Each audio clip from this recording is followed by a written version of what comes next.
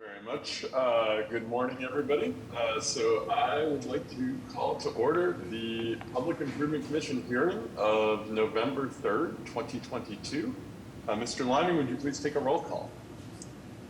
Certainly. Would the representative from the Public Works Department please state his or her name? Yasha Franklin Hodge. Property Management Department? Joseph Callahan. Transportation Department? Amy Gordon. Inspectional Services Department? Brian Ronan. Water and Sewer Commission? Denise Devlin. And Commission for Persons with Disabilities. Sarah Leo. We have full quorum. Excellent. Thank you very much. All right, well, we'll get right to it. For our first order of business today is utility pole, first order of business is our hearing minutes. So at the request of the Public Improvement Commission staff, the acceptance of the minutes of the PIC hearing held on October 20th, 2022. Do I hear a motion to approve the minutes? I'll make a motion to accept the minutes of October 20th, 2022. Second. All in favor? Aye. Aye. Aye. Any opposed or abstain? So moved. All right. Now on to our first order of business. Utility pole hearing number 1 on a petition by Verizon New England Incorporated for utility pole installation within Belgrade Avenue Public Way, West Broad Street, to install 1 new private utility pole to be located on its southwesterly side at address number 408 northwest of Kenneth Street, Beach Street. Would the proponents please introduce themselves, their affiliations, and provide a brief overview of what's being proposed, and then we'll open up the floor to the commission, followed by questions and comments from the public and PIC staff. Good morning. My name is Alexander Marrero, M-A-R-R-E-R-O. I'm an employee of Pike Telecom and Renewables LLC, a contractor for Verizon of New England Incorporated. So Verizon is petitioning for placement of a sole-owned pole in front of 408 Belgrade Avenue. This pole is being requested in order to provide service for 408 Belgrade Avenue. Right now, they're receiving service from the pole down the street, which is causing an aerial trespass on 410 Belgrade Avenue. So we're trying to place a new pole so that the existing trespass can be removed and new service can be added to the new pole over to 408 Belgrade Avenue. So the new pole will be placed approximately 58 feet from the center line of Kenneth Street on the sidewalk of the public way known as Beach Street, in front of 408 Belgrade Avenue, and it will be placed near the existing tree that is in front of that property.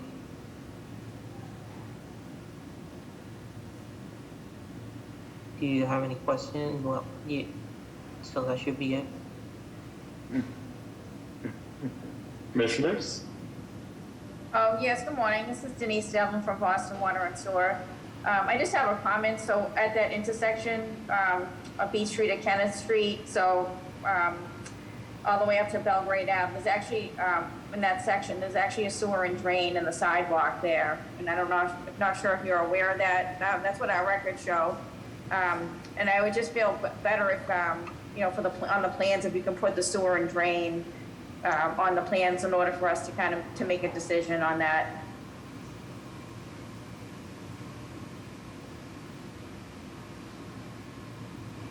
I think in a similar fashion, the Disabilities Commission would also want to ensure that that pole is clear of the existing pedestrian ramp. It looks like there's 1 or 2 on the corner, so we just want to ensure that there's a clear passage around the pole onto those ramps.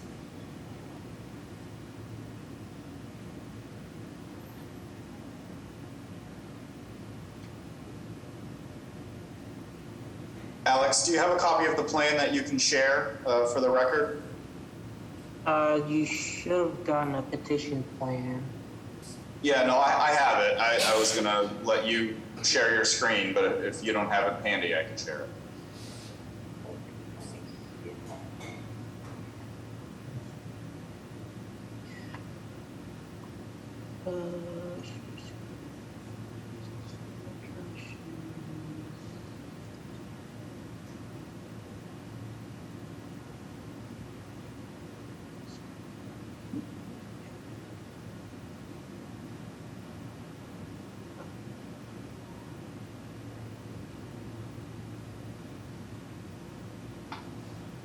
Everybody see that, I presume?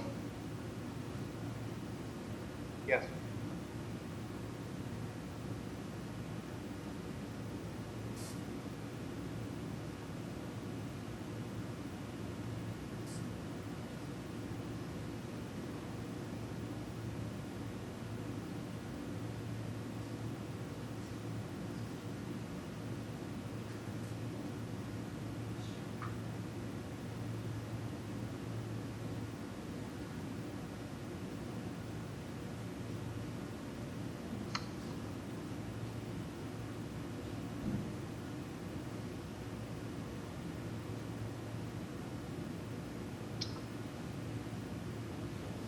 Mr. Liming, how would you recommend we proceed on this?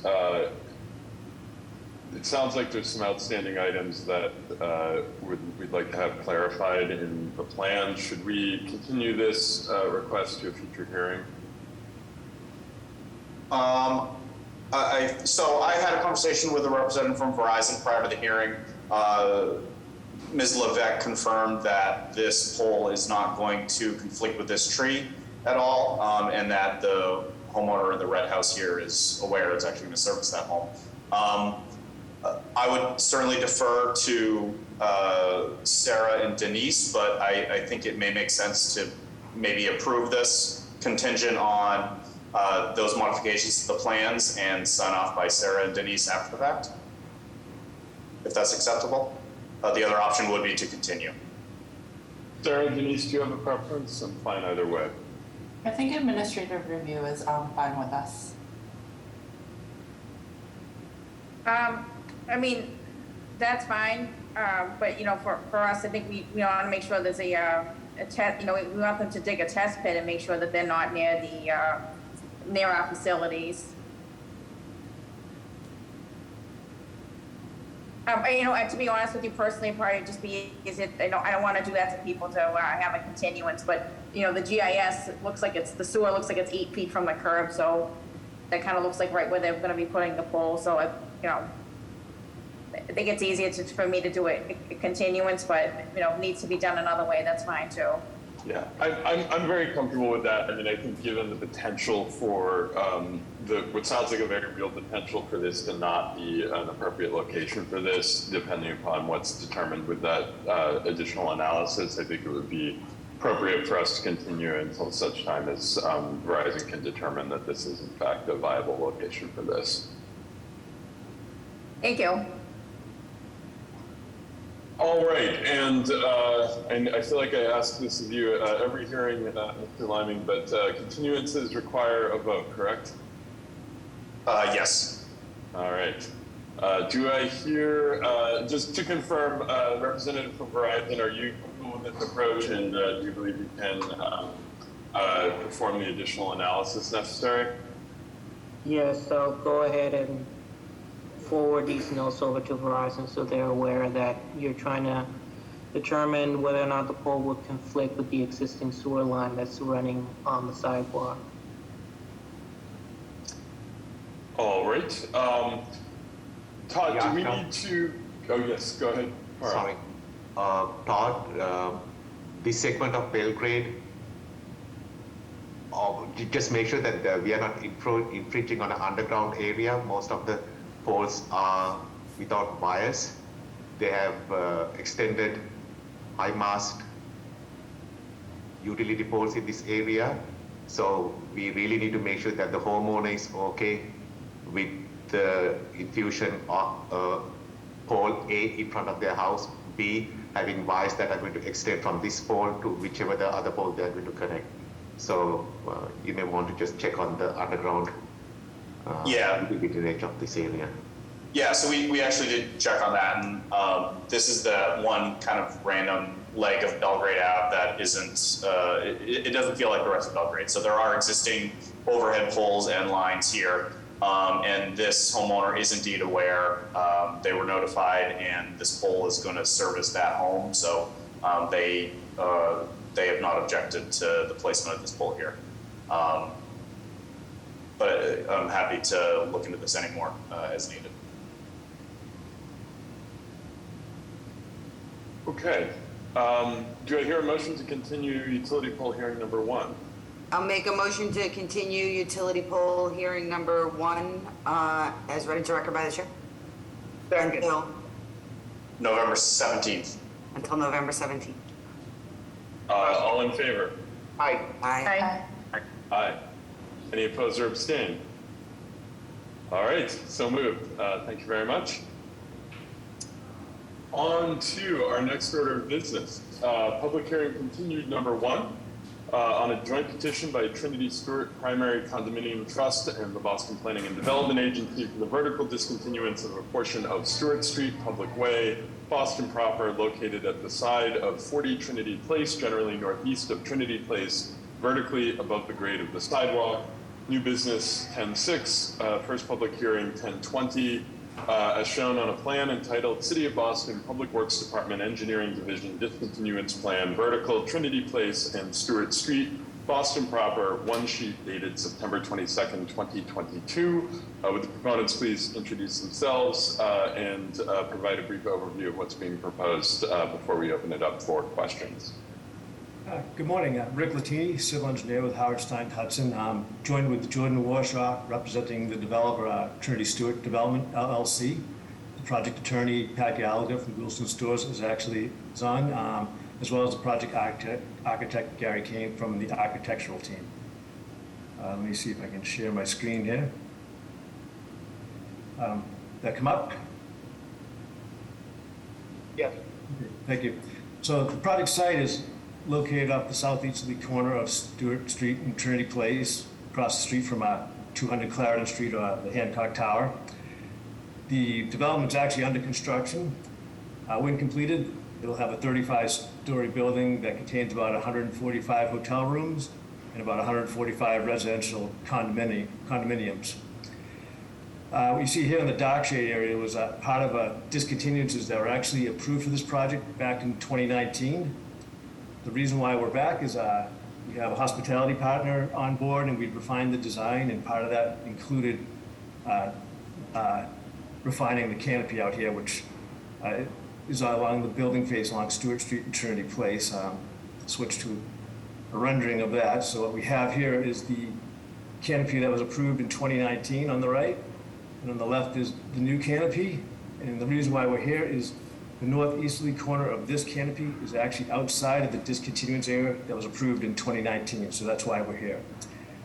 Just as a note, there is 14-foot clear between the sidewalk grade and the bottom of this canopy, and as normal requirement for the city, it's heat traced and internally drained. So we were here on October 6th for new business. I don't recall there being any comments on this at that meeting. We had the taking was approved by the Boston Planning and Development Agency at their board meeting on October 13th. What happened was we didn't get enough the required signatures on the taking order in time for the public hearing on October 20th for the commission. So that's why we have this continued hearing, and it's why we're here today. So since that time, the taken has been endorsed and has been recorded, and we're here today to get approval for the discontinuance, and obviously to see if there's any questions from the commission or public since the new business hearing. Thank you very much. Commissioners, any questions or comments? Hearing none, PIC staff or members of the public. And I will say for this or any other item, if members of the public wish to speak, please use the raise hand function in Zoom so that we can know to call on you. But I'll start with PIC staff. No, I'm all set, and I do not see any testimony. All right. Do I hear a motion to approve public hearing continued number 1?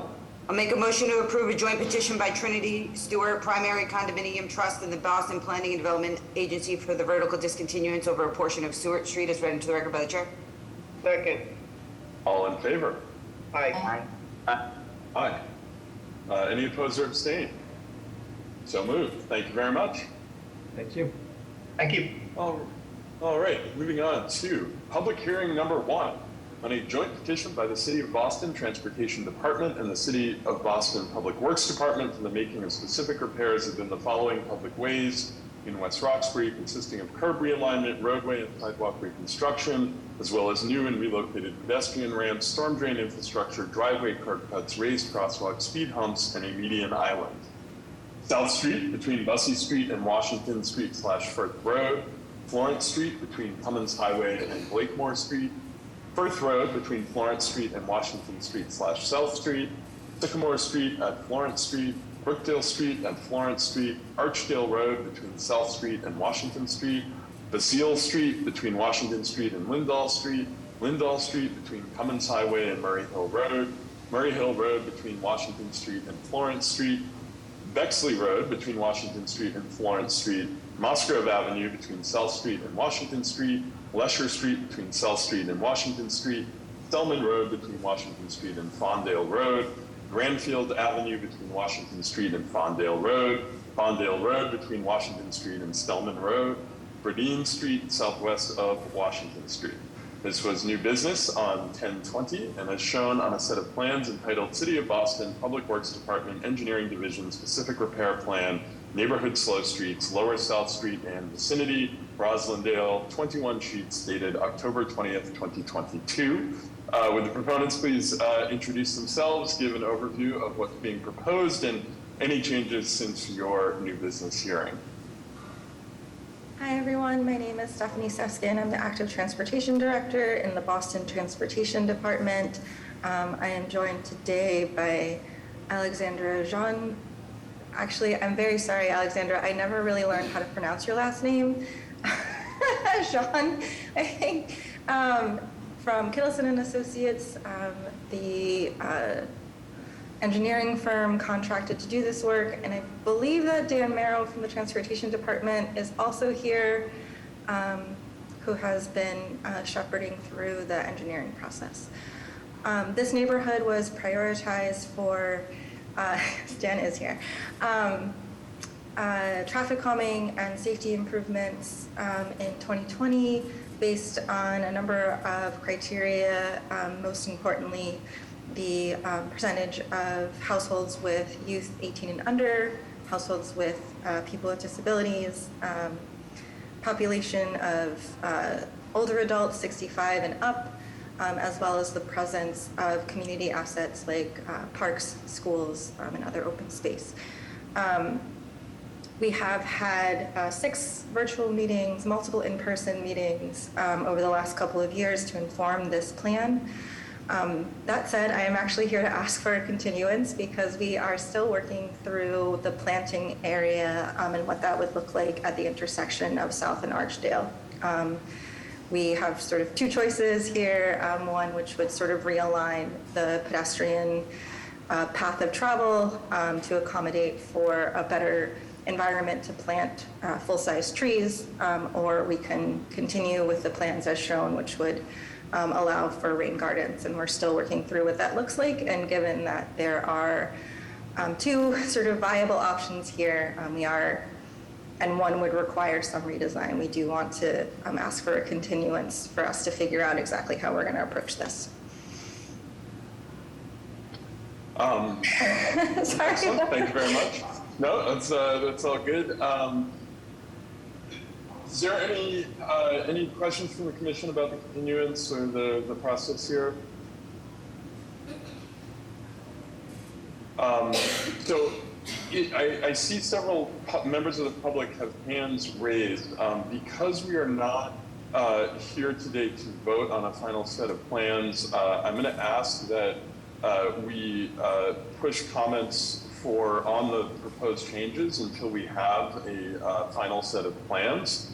And that we will, assuming the commission approves this continuance, have a subsequent hearing at a future date, presumably the 17th, to talk through the design here. I am seeing a couple of things. I see one hand raised and one point of information. So I'm happy to entertain questions or any comments related to the continuance. However, again, I would underscore that questions related to the design of the project should be deferred until we have a set of plans that is finalized for review. So with that, I will call on people in the order that I see, starting with Mr. Holman. I just want to find out. Thank you. With regard to that continuance, I would ask that before any final plan is voted on, that it incorporates what several abutting neighbors, I'm sorry, I'm at Mosgrove Avenue, so I'm near a butter to this, that any revised plans also account for the proposed changes to the underpass traffic flow that I and other neighbors just learned about a couple days ago, and which clearly would impact the overall configuration of that immediate intersection. Perhaps less so the speed bumps, even on Mosgrove where I am, which I think are great additions to safety, despite some of the potential parking impacts. But for that intersection, I don't see how we can proceed with a vote on a design that doesn't account for what is being proposed in a larger sense in that area. Thank you very much. Thank you. Ms. Radwin? Good morning. Thank you very much.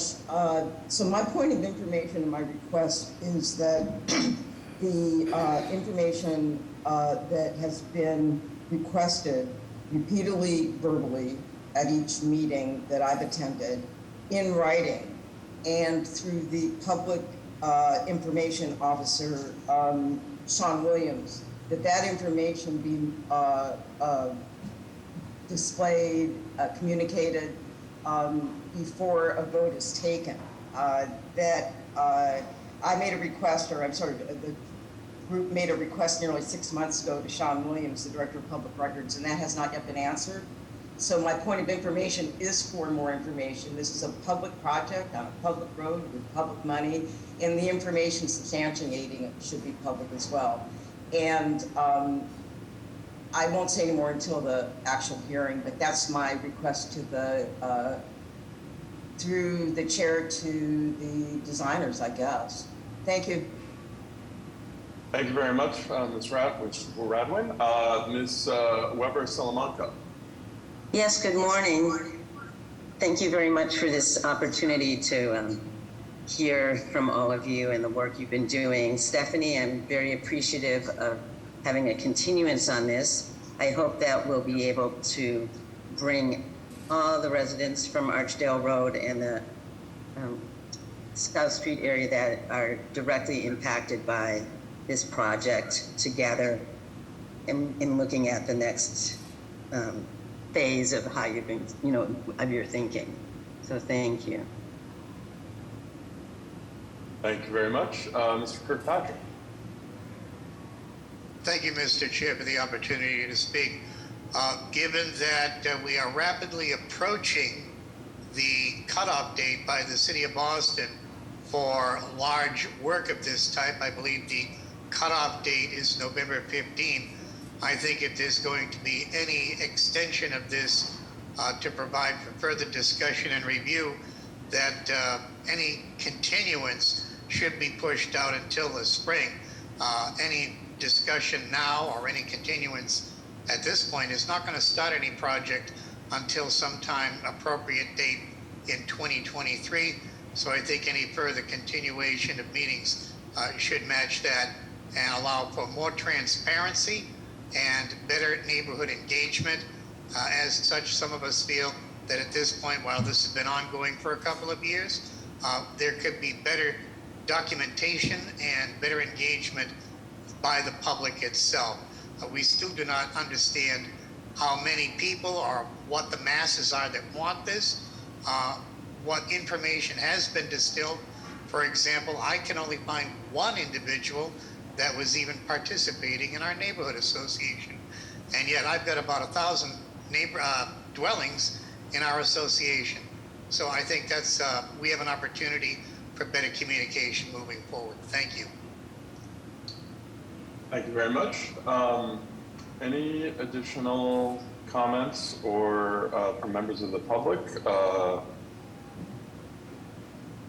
think Mr. Holman's hand is still up, but I think he previously spoke. PIC staff, any, I see Ms. Radwin, you have your hand up again? Yes, excuse me, and thank you for calling on me. May I still submit the testimony I intended to provide as written testimony for this hearing because it details my information request? May I do that? Yes, you may, if you'd like to do that. Go right ahead. Thank you very much.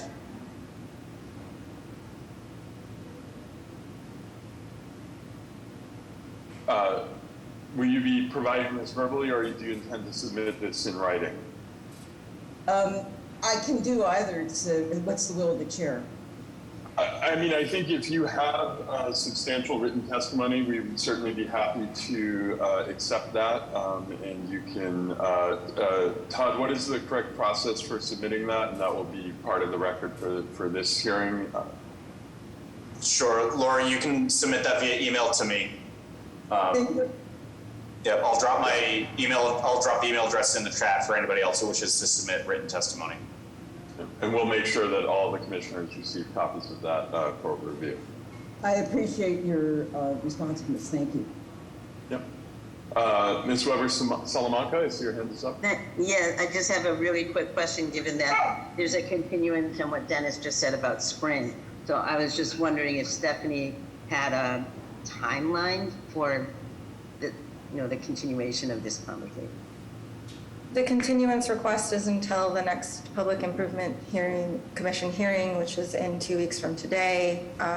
The construction timelines are not tied to the Public Improvement Commission. They are tied to putting this information out to you. The plans need to be finalized. They are not final. They also need to be put out to bid to a contractor and then scheduled. So there's quite a lot of additional time between now and construction that the PIC process is not influential in. So then, if it turns out that the neighborhood is opposed to the project or wants to see something different, what path does that take? At this point, we are only talking about the design plans that have been submitted to the Public Improvement Commission for new business at our last meeting, and we will be discussing those in 2 weeks. Okay. Thank you. PIC staff, commissioners, any other comments? I'm all set. All right, seeing no other comments, do I hear a motion to continue public hearing number 1? I'll make a motion to continue public hearing number 1 as read into the record by the chair until November 17th. Second. All in favor? Aye. Aye. Any opposed or abstain? So moved. Thank you very much. See you in 2 weeks. All right. Moving on to our next order of business, public hearing number 2 on a petition by the City of Boston Public Facilities Department for the acceptance of a pedestrian easement adjacent to Camden Street Public Way, Boston proper, located on its northeasterly side at the rear of 396 Northampton Street, generally northwest of Columbus Avenue. This is new business on 1020, as shown on a plan entitled City of Boston Public Works Department Engineering Division, pedestrian easement, Camden Street, Boston, one sheet dated October 2022. The proponents please introduce themselves and give a quick reintroduction to the project that's being proposed. Thank you. My name is Chris Odney with Niche Engineering, civil engineer for the project. I have with me today Brian Melia and Evan Brinkman from the Public Facilities Department representing the city, as well as Grace Negroho, sorry if I said that wrong, I've never actually said your last name, Grace, from Perkins & Will, the architect. I'm going to briefly turn it over to Grace to give a project overview, and then I'll jump into the easement and then the specific repairs in the next action as well. Good morning, everyone. The Carter School is a very small but unique Boston public school serving students ranging from the age of 3 to 22 with distinct developmental and medical challenges. The project will provide a new state-of-the-art learning facility with 85,000 square feet, 3-story building built on an existing site at 396 Northampton Street. The school missions and design aims to provide an equitable and sustainable home for the education of some of the Boston's most challenged and underserved students. And Chris? Thank you, Grace. We've got a rendering of the proposed school here. It will replace the existing school. Just to give some context for the site, since this does it pretty well, we've got the Southwest Corridor MBTA tracks behind the school.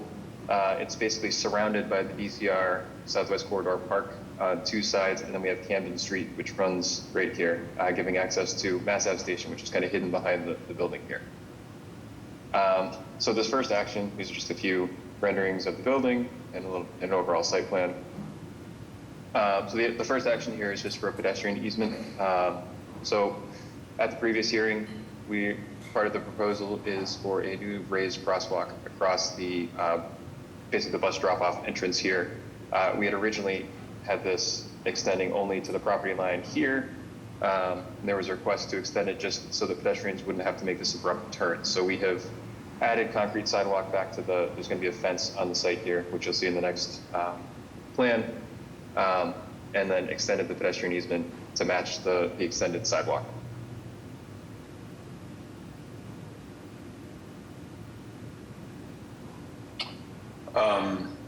Any questions or comments from members of the commission?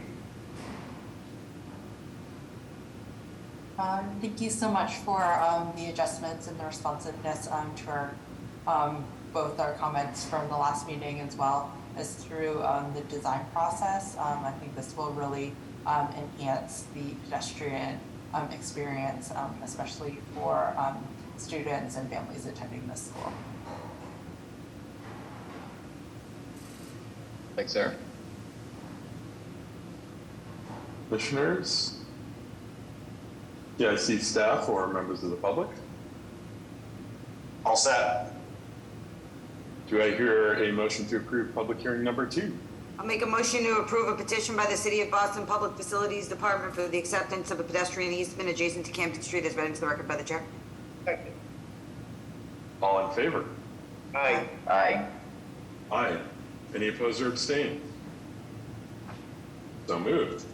On to public hearing number 3 on a petition by the City of Boston Public Facilities Department for the making of specific repairs within Camden Street Public Way, Boston proper, located at the rear of 396 Northampton Street, generally northwest of Columbus Avenue, consisting of curb realignment, sidewalk reconstruction, as well as new and relocated pedestrian ramps, street lighting infrastructure, driveway curb cuts, and a raised crosswalk. New business 1020, as shown on a set of plans entitled City of Boston Public Works Department Engineering Division Specific Repairs Plan, Camden Street Public Way, South End, 2 sheets dated October 2022. Would the proponents please reintroduce themselves and their affiliations, give a brief overview of what's being proposed, and any changes since your last hearing. Good morning. Thank you again. My name is Chris Sondy with Niche Engineering, civil engineer. Here with Brian Mealy and Evan Brickman from the Public Facilities Department representing the city, and Grace Negroho with Perkins and Will. So we've made a few changes. Well, I guess to give a brief overview, this is the proposed changes along Camden Street. I'm going to zoom in on the locus plane here just so we can get an idea where this is. We have the Carter Playground on this side of the street. The proposed building site, the existing and proposed building site is here. And the proposed changes that we're talking about are this short section of Camden Street. And you can see there's also the pedestrian access to the bridge that goes over the MBTA tracks, as well as there's right now just the exit from Mass Ave Station, but other future plans for having an entrance there as well. So the proposed work here is essentially to realign the curb. The parking lot within the site needs to be moved to accommodate the new building, which means that we need to move the driveway entrance. And sort of as a part of that, we're going to make some improvements to pedestrian access through the area. There's an existing pedestrian ramp which crosses Camden Street, which is not aligned with the one across the street, so we're going to align that. There is no accessible crossing going from plan right to plan left across the street here. This is just a 6-inch curb, and then there is sort of depressed area of sidewalk here, but it's not really a pedestrian ramp. So we're proposing to put in a raised crosswalk to provide that access for pedestrians. We've added in the technical warning strips just so that it's clear that they are proposed here. That was one of the comments that had come up at the previous hearing. And like I mentioned at on the previous presentation, we extended the sidewalk up to the fence within the site. You can see the fence line here, and extended the pedestrian easement to match that as well, just so that pedestrians don't have to make that quick turn as they come through the site. We're also proposing, because the curb will now be cut back here, just moving this streetlight to be within the new curb. One of the requests also was to round off the square edge, which is just not standard. So we're going to remove and reset that curb, just to have that rounded edge. And then we're also proposing a new driveway entrance for access to the loading and for MBTA vehicles that are servicing the MBTA tracks behind the building. And that'll be a 17-foot driveway entrance. So I'll turn it over to the commission for any questions or comments. Commissioners? Hearing none, PIC staff? We're all set with this. We appreciate the project's willingness to work with us on finalizing this design.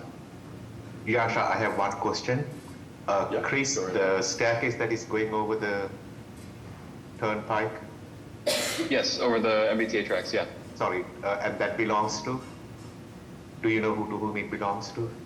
That is a good question. I don't know who owns the stairs themselves. All right, okay, that's fine.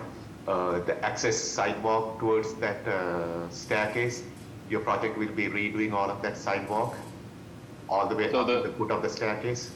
No, so we're going to, the sidewalk will be replaced in the area here where you can see the new scoring pattern, as well as for where the driveway entrance will be, and then that's the limit of new sidewalk.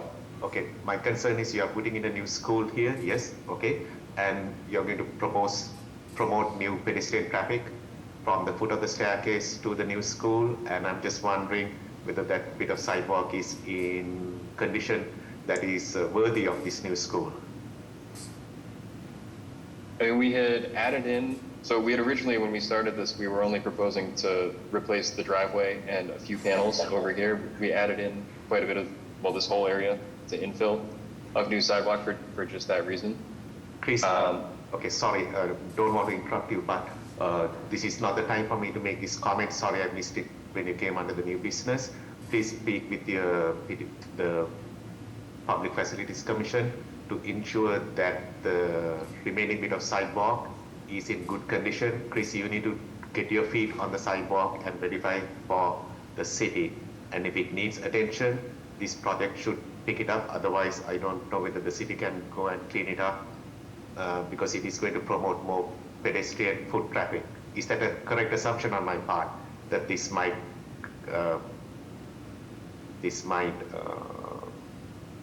create more pedestrian foot traffic over the pedestrian sidewalk? So Grace, correct me if I'm wrong, I don't believe we're increasing the number of students who are in the school, is that correct? We are increasing the number of students within the school, but because of the most of the population is going to be using the wheelchair, the idea is that most of them are going to be using the Mass Ave connection as opposed to the bridge for most of the new students, and then they also will be bused.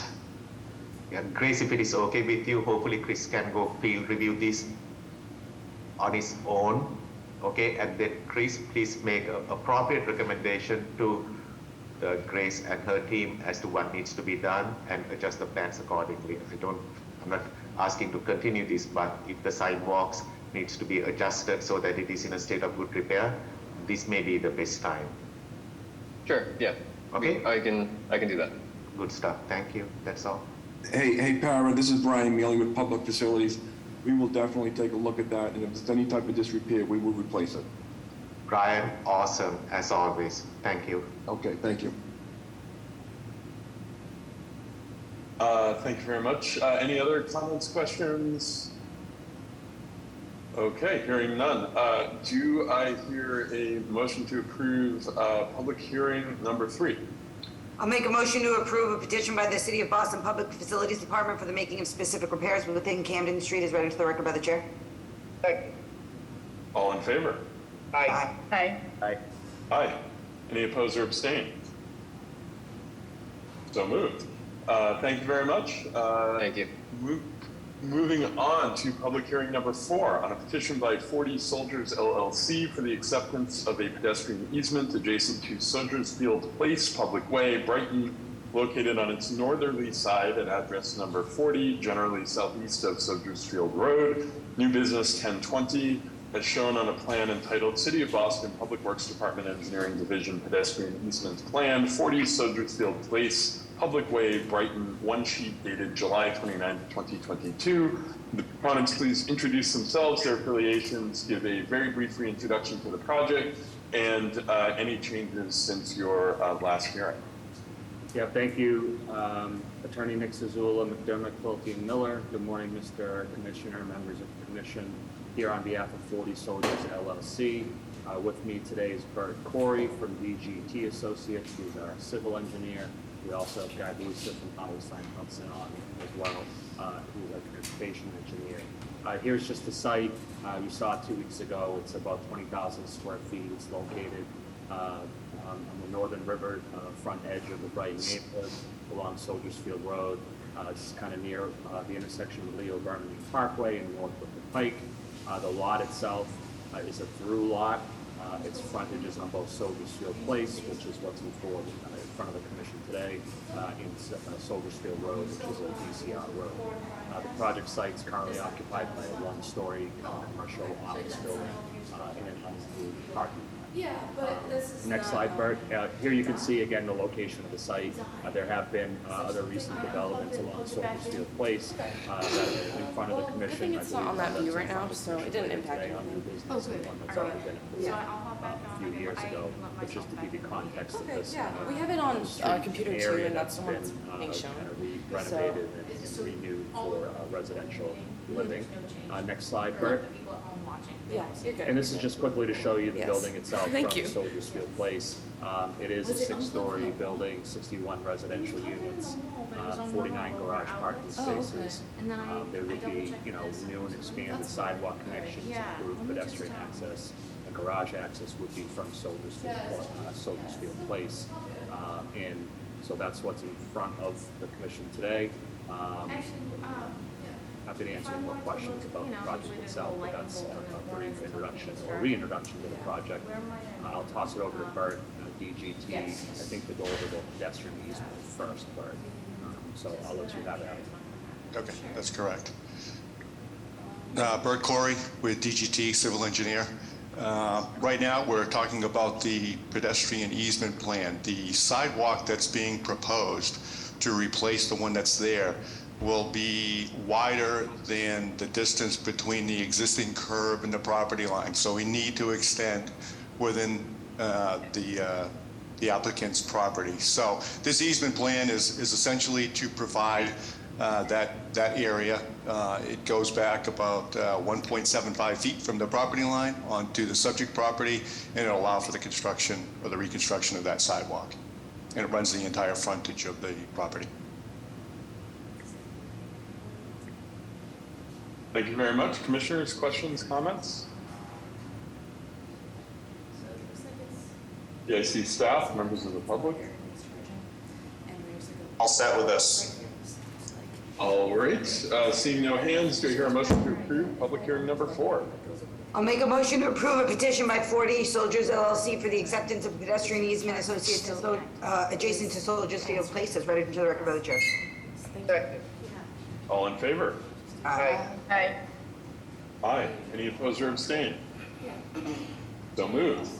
On to public hearing number 5 on a petition by 40 Soldiers LLC for the making of specific repairs within Soldiers Field Place Public Way, Brighton, located on its northerly side at address number 40, generally southeast of Soldiers Field Road, consisting of curb, roadway, and sidewalk reconstruction, as well as new and relocated specialty pavement, street lighting infrastructure, street trees, and driveway curb cuts. This was new business on 10/20, as shown on a plan entitled City of Boston Public Works Department, Engineering Division, Specific Repairs Plan, 40 Soldiers Field Place, Public Way, Brighton, one sheet dated September 28, 2022, revised October 28, 2022. Would the proponents please reintroduce themselves and provide a brief update on the specific repairs as well as any changes that have been made since your last hearing? Yeah, Attorney Nick Zazula, McDermott, Quilty, Miller, again here on behalf of 40 Soldiers LLC. Bert Corey from DGT can take you through the specific repairs. Bert?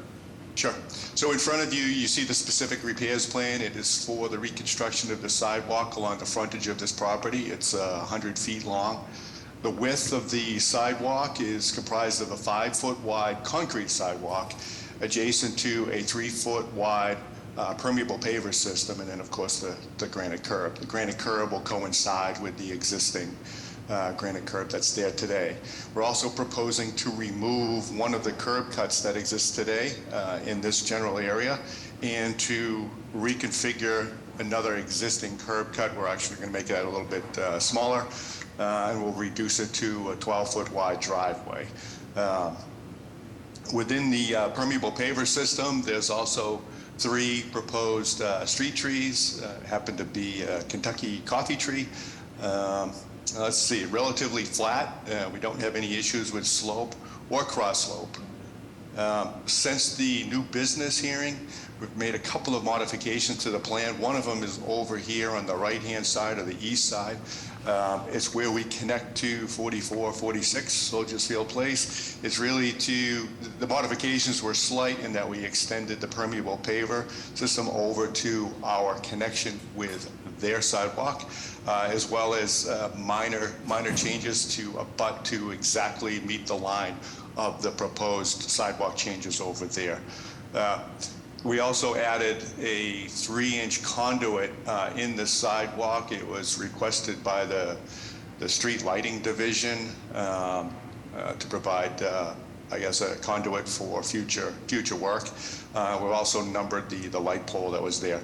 The other modifications that were made to this plan is there's a slight change in the building outline to accommodate a transformer. Originally, this was pushed on the side. Now it's you can see where it's located. It's more centrally located around a walkway, but it provides more room and access to meet the specifications of the power company.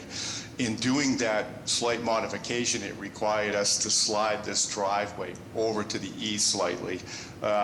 No real major changes to that. It's, like I said, it's relatively flat. No grading implications with that. It actually centers it within the trees even better. So kind of a good move. That's about it right now. Thank you very much. Commissioners, any comments, questions? You guys see staff or members of the public? We did just receive one question. I didn't know the answer to it. Was this project done as of right, or did it have to go through the ZBA? It did have to go through the ZBA. ZBA approved this in August of 2022. Great, thanks. Yep. Hearing no other comments or questions. Oh, is there another? All right, hearing no other comments or questions, do I hear a motion to approve public hearing number 5? I'll make a motion to approve a petition by 40 Soldiers LLC for the making of specific repairs within Soldiers Field Place as read into the record by the chair. Second. All in favor? Aye. Aye. Aye. Any opposed or abstain? So moved. Thank you very much. Thank you. Thank you. Have an amazing day. You too.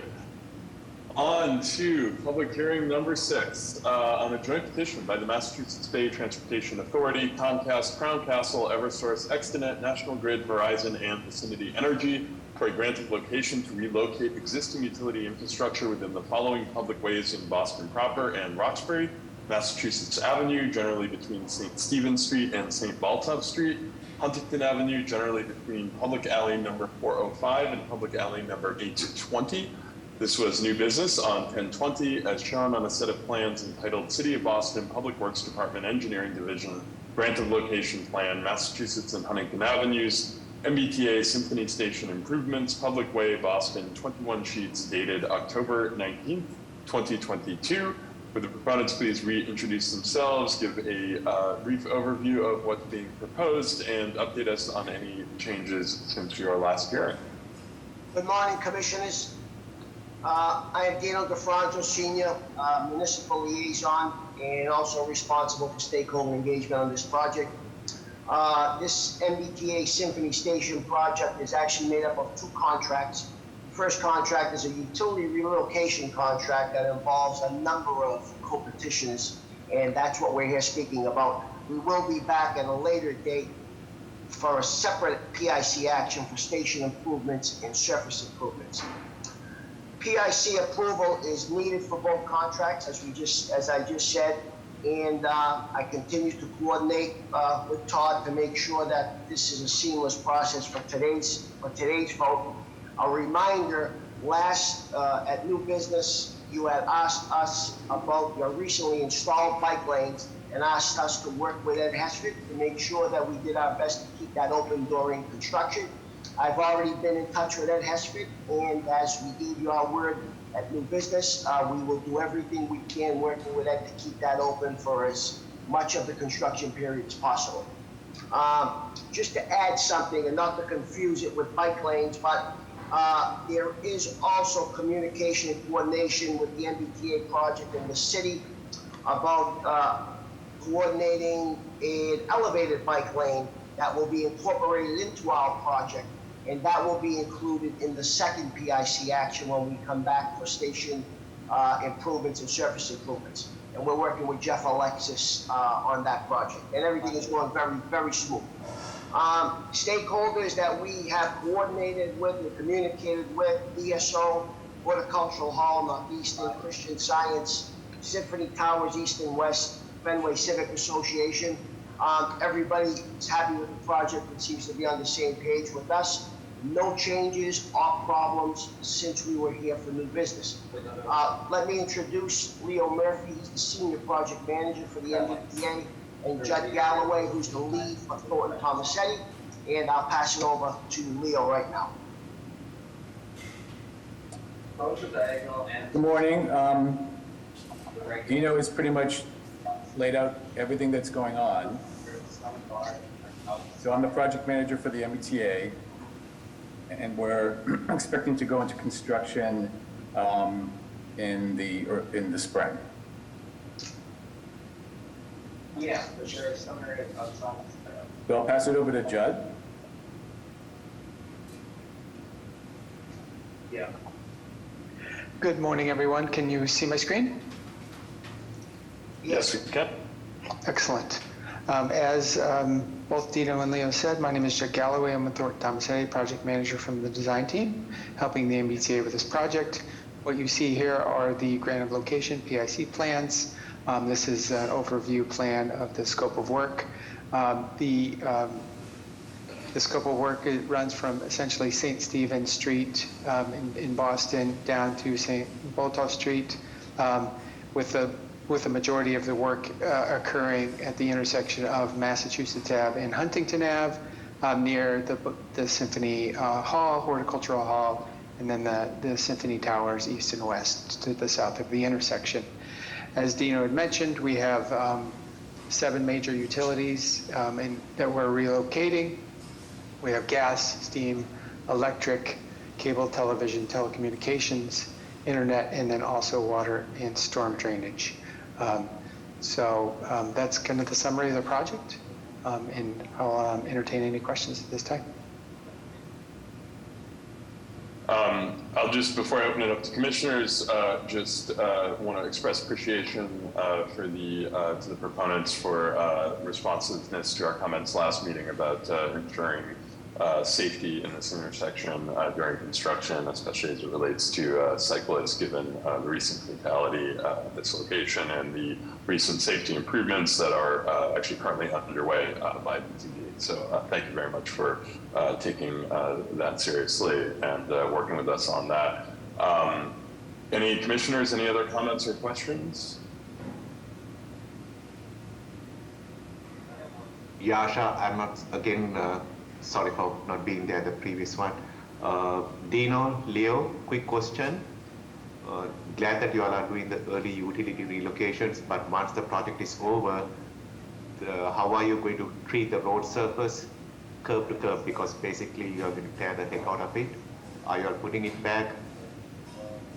Yes. Being new, including the sidewalks on both Mass Ave and on Huntington, Leo? What am I supposed to hear from you all? Yes, we'll replace it in kind, Curb to curb? curb to curb. Awesome. Including the sidewalks and association ramps that may be impacted because, you know, we have new rules and regulations. So it will be a Absolutely. turnkey. Do you know it will be a turnkey job? Superman? Absolutely. Thank you, sir. Absolutely. And you will be put it back in its functionality as Chief Franklin Hunt suggested, you know, bike lanes and whatever. That's the use of the roadway, but as a foundation, it will be put back pristine, brand new. Yes? Yes. Yes, it will. Thank you, Dino. You're welcome, Power, anytime, pal. Commissioners, any other comments or questions? PIC staff or members of the public? All set. Do I hear a motion to approve public hearing number 6? I'll make a motion to approve a joint petition by the Massachusetts Bay Transportation Authority, Comcast, Crown Castle, Eversource, Extenet, National Grid, Verizon, and Vicinity Energy for a grant of location in Mass Ave and Huntington is read into the record by the chair. All in favor? Aye. Aye. Any opposed or abstain? So moved. Thank you very much. Thank you, commissioners. Have a great day. Thank you. You too. Thank you. On to public hearing number 7 on a petition by Verizon New England Incorporated for a grant of location with lead company status and no participants to install new telecommunication conduit with city shadow within the following public ways in Boston proper. Columbus Avenue, generally at address numbers 607 to 627 between Camden Street and Northampton Street, Camden Street northwest of Columbus Avenue, new business on 1020 as shown on a plan entitled City of Boston Public Works Department Engineering Division, grant of location plan, Verizon 627 Columbus Ave, proposed conduit installation, one sheet dated July 2020. Would the proponents please introduce themselves, give a brief introduction to the project, and update us on any changes since your last hearing. Good morning. My name is Alexander, last name Marrero, M-A-R-R-E-R-O.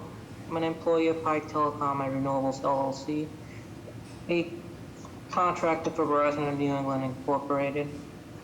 I've been asked to speak on behalf of Verizon for this project. This project entails placing one new 4-inch PVC conduit and one new 4-inch quad duct conduit from the existing manhole 875 Columbus Avenue, located at the intersection of Columbus Avenue and Northampton Street, approximately 350 feet in a southwesterly direction towards the intersection of Columbus Avenue and Camden Street, and approximately 144 feet in a northwesterly direction up Camden Street to a new shared handhold to be placed by Extenet at the foot of an existing street light.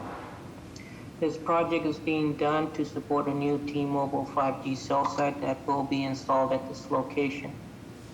Are there any questions? Commissioners? PIC staff or members of the public? We're all set with this one. Do I hear a motion to approve public hearing number 7? I'll make a motion to approve a petition by Verizon New England for a grant of location within Columbus Ave and Camden Street is read into the record by the chair. All in favor? Aye. Aye. Any opposed or abstain? So moved. On to public hearing number 8 on a petition by Verizon New England Incorporated for a grant of location with lead company status and no participants to install new telecommunication conduit with city shadow within the following public ways in Boston proper. Harry-Aganis Way, generally at address number 33 north of Commonwealth Avenue, Commonwealth Avenue east of Harry-Aganis Way. New business 1020, as shown on a plan entitled City of Boston Public Works Department Engineering Division Grant of Location Plan, Verizon 33 Harry-Aganis Way, proposed conduit installation, one sheet dated July 2022. Would the proponent please reintroduce himself and give a brief overview of what's proposed and any changes since your last hearing?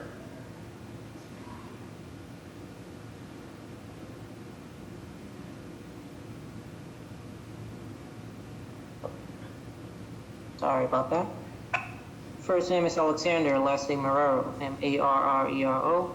I'm an employee of PEG Telecom and Renewables LLC, an authorized contractor for Verizon of New England Incorporated. I've been asked to speak about this particular job. This job is to place one 4-inch PVC conduit and one 4-inch quad duct with a city shadow from the existing manhole number 1254 Commonwealth Avenue, located at the intersection of Commonwealth Avenue and Pleasant Street, approximately 304 feet to private property owned by Boston University.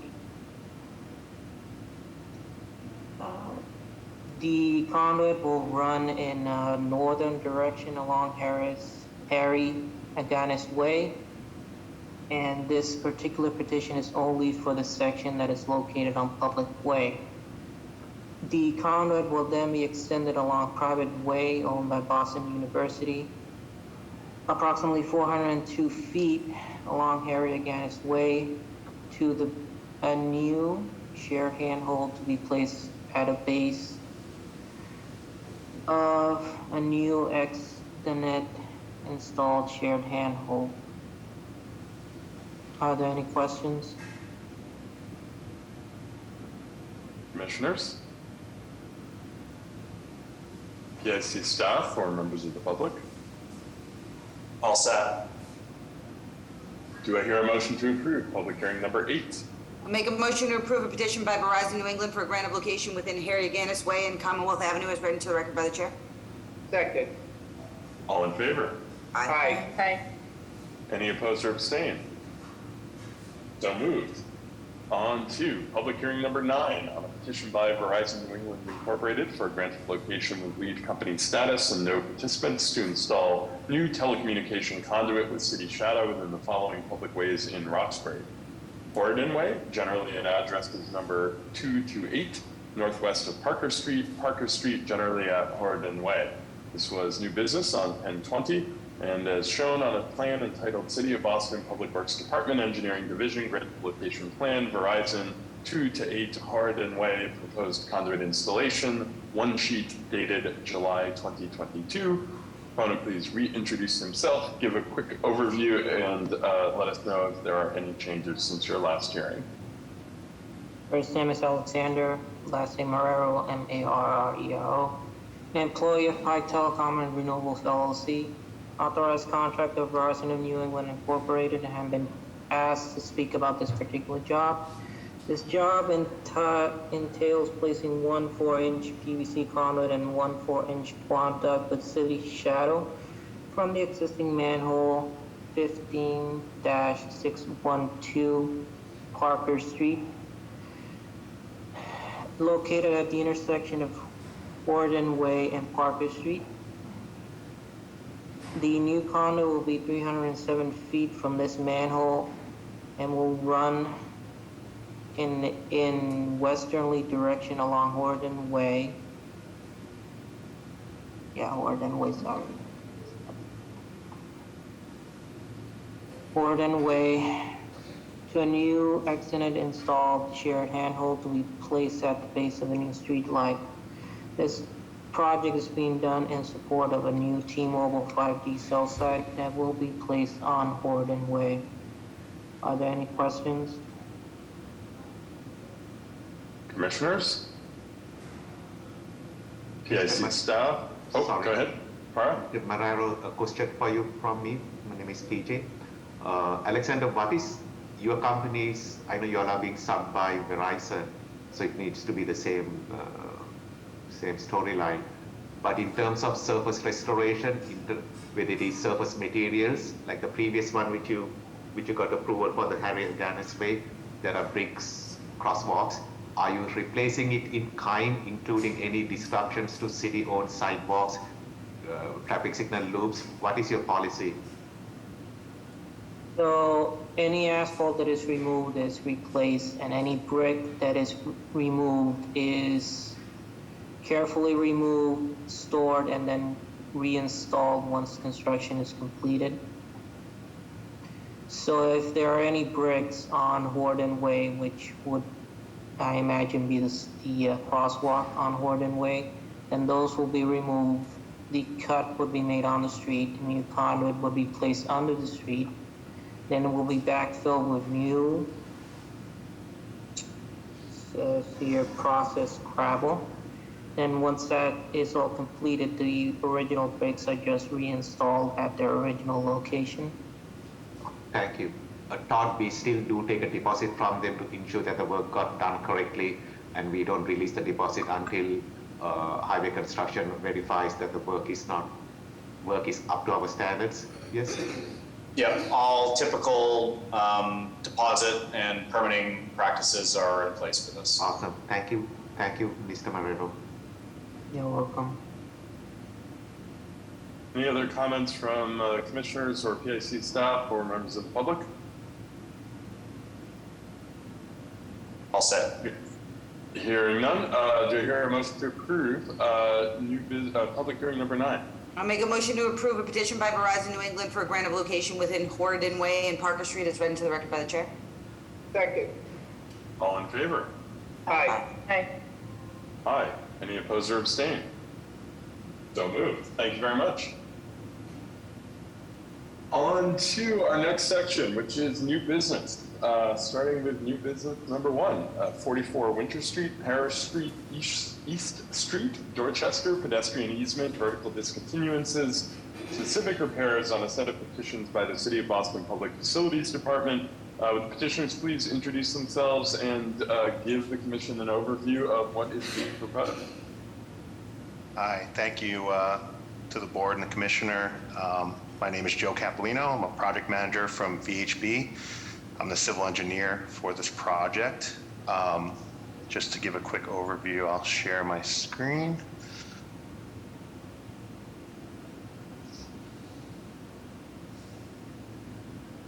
Okay, you guys can see that, right? All right, great. So this is the location of the project site. And we'll get a little more specific, but it's in the Meeting House Hill area of Dorchester. And actually next door at 19 Parish Street is an existing firehouse, Engine 17.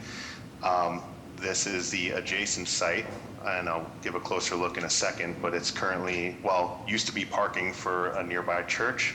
It's recently been acquired by Public Facilities Department, and it'll be the site for the new and improved Engine 17 firehouse. Just to give a little context of what that will look like is some renderings done by our architects at Ann Beha. This is the view from Winter Street and looking down Parish Street. Here's a view from Parish Street across from the existing school.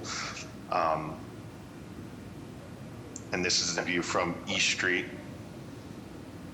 So I just want to give you guys a little context of what this looks like. Again, this is on Winter Street, the front entrance, which will, this is currently 37 East Street. It's adjacent to the existing firehouse, which is 19 Parish Street. But since the front door will be on Winter Street, we've readdressed this property as 44 Winter Street. So to go through we can start with an overview of the site before I go through each action. So you can see to the right of the proposed building is the existing 2-story brick fire engine house, Engine 17, 19 Parish Street. It's currently undersized and a bit outdated, hence the, what spurred this project on.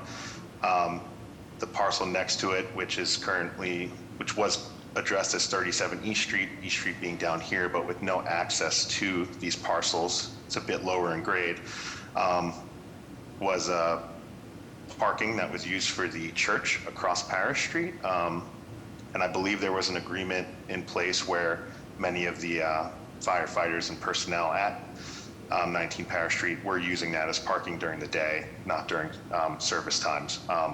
Obviously, the proponent, Public Facilities Department, has acquired the site, and so this is a little bit of what the new two-story building will look like.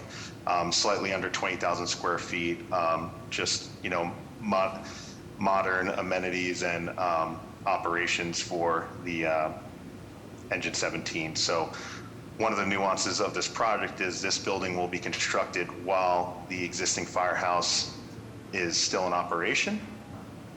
So this technically is referred to as phase one by Public Facilities, that we construct this with only 5 parking spaces. There is some on-street parking, and as we open this building and occupy it and move operations over, eventually this building will be demolished and the parking will be expanded, and that will be a separate project. If there are questions about that, I can answer some.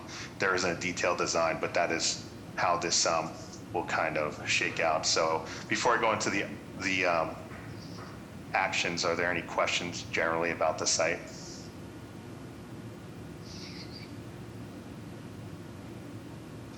Commissioners? All right. Yeah, please proceed with the details of the actions. Great. So I'll just go in order here. This is a pedestrian easement on Parish Street, which is along the north facade of the new building, which I was just showing. So I wanted to give you guys an overview. But there was recently an improvement project on Parish Street, which there are new 6-foot wide sidewalks and some new light poles and newer updated fixtures. We're mostly going to continue that, and we'll get to that in the next plan, which is a specific repair. But meeting with Mr. Liming actually last year when we first thought we were putting this project out to bid.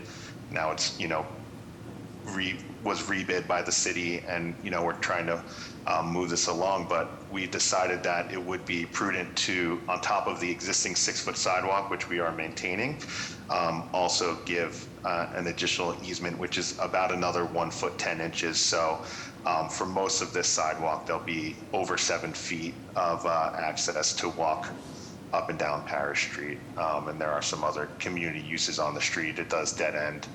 There's a school and an additional church, and a church to the east, and obviously a school and a church to the north here. So there is reasons to make sure that this access is maintained. So there is this small easement that we've decided to give, although owned by the city on both sides. We're presenting this as our pedestrian easement.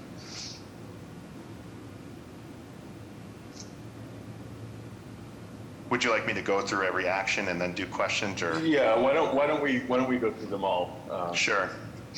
So related to that, this is our specific repair plan, and there are some details to go over. Obviously, big part of a new firehouse is the apparatus bays, and BFD thought it would be more beneficial to move the fire engine or apparatus entry and exit movements away from, there is some school bus queuing up here at certain times of day for the adjacent school. So we had moved this apparatus bay onto Winter Street, and the front door being on Winter Street as well. So, this is a wide apparatus bay for, the fire trucks, which is the main use here. So, I just wanted to highlight that. But we would, we had gone through a little bit of review with Sarah at Disabilities and Jill Zick, and just going to maintain this 5-foot sidewalk outside of the expansion joint to the apparatus bay. Although when you're walking here and there's not an emergency, it will appear to be quite a wide gravel way here. So that's just a standard apron detail. As mentioned on Parish Street, we'll be maintaining that 6-foot existing sidewalk, and there's about another 1 foot 10 inches. There is an emergency egress here that we will have, about 6.5 feet here. But otherwise, we'll be maintaining the concrete sidewalk. We also coordinated this driveway here. This, when we first had advertised this for PIC, this was another wide driveway for obviously staff parking, as well as the Chief's Bay here. And something that we worked through with Sarah's department through a call last fall, actually, was splitting this into 2 narrower driveways so that this wouldn't be such a large apron here. So you can see we'll be doing some kind of finer protection islands with vertical granite curb and some detailed grading just to separate these and make this more of a comfortable passage if you are walking down the street.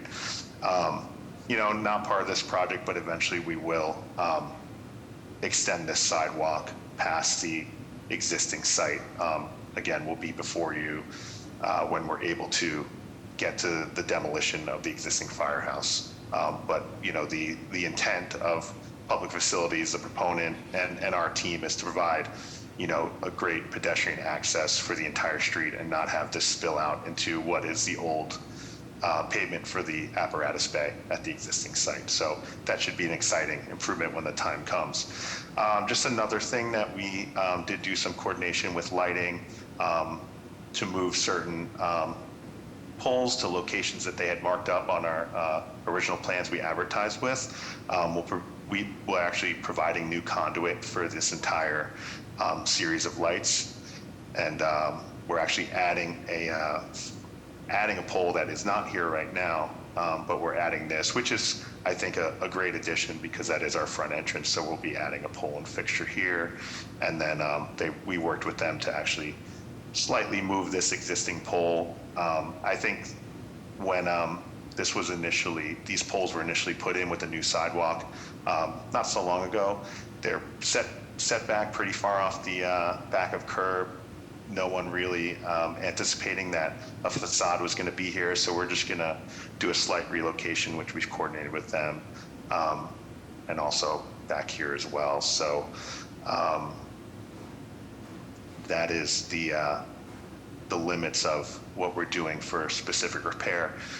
Something that Todd had asked us to do through our initial plans is we're going to go out in the field and confirm that the adjacent pedestrian ramps on the northeast corner of Parish and Winter, so slightly off screen here, and the southwest corner of East and Winter, and then the southeast corner, and then the northwest corner here of East and Winter. We'll do a field study and confirm their compliance with accessible grading, and if any of those need to be replaced, we will commit to replacing those and come back with a replacement plan. Currently, we don't have field survey, and I'm not sure that we'll get to a point where we'll need field survey, but I'll be going out and just doing a study of those 3 reciprocal ramps, something that I think is of interest to disabilities and Todd Liming. So we are committing to do that before any sort of public hearing or continuance of new business. So just wanted to highlight that as well, because there's nothing we could show on this plan, but we will be taking care of that. Then the last action, if I could just move this forward, is we've, through the life of the project, there's been a lot of different shapes and massings of this building.